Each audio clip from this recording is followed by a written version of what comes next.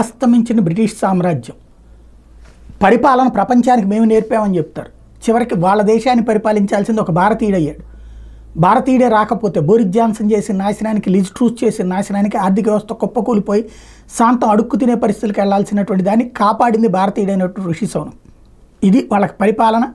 వాళ్ళకొచ్చా మనకొచ్చా అంటే తెలుసుకోవాల్సినటువంటి నిజం. ఎందుకంటే ఒక ఏనాడో పంచాయతీ వ్యవస్థ ఉన్నటువంటి దేశం ఇది. దానికి వాళ్ళు పీకింది ఏం లేదు.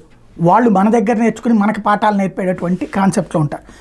అది పక్కన పెడితే ఈ దఫా రికార్డు స్థాయిలో 28 మంది బ్రిటిష్ ఇండియన్లు గెలిచారు. అంటే ఇక్కడి నుంచి అక్కడికి వెళ్ళి సెటిల్ అయినటువంటి వాళ్ళల్లో 28 మంది గెలిచారు. ఇందులో ఏదైతే కన్జర్వేటివ్ పార్టీ నేతలు, మాజీ హోంమంత్రి, మహిళా మంత్రులు సుయల్లా బ్రెవర్మన్, ప్రీతి పటేల్ గెలవడం ఇవన్నీ ఒక ఎత్తు. ఎసెక్స్ పరిధిలోని వీదేం నియోజకవర్గాలు వీళ్ళందరూ మహిళా మంత్రులు గెలిచారు చాలామంది.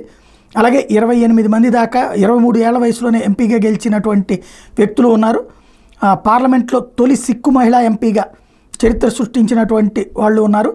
Baggy Shankar, Derby South, Harpreet Uppal, Huddersfield, Sonia Kumar Dudley తదితరులు ఇప్పుడు విజయం సాధించారు.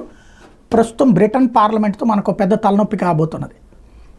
ఖలిస్తానీని సమర్థించే వాళ్ళు ఎంపీలుగా గెలిచారు.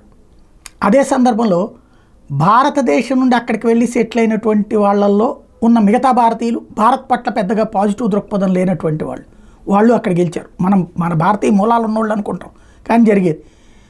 అదే సందర్భంలో పాకిస్తాన్ని ప్రేమించేటటువంటి వాళ్ళు ఎక్కువ మంది గెలిచారు. కాబట్టి ఎలాంటి పరిణామాలు ఉంటాయో చూడాలి.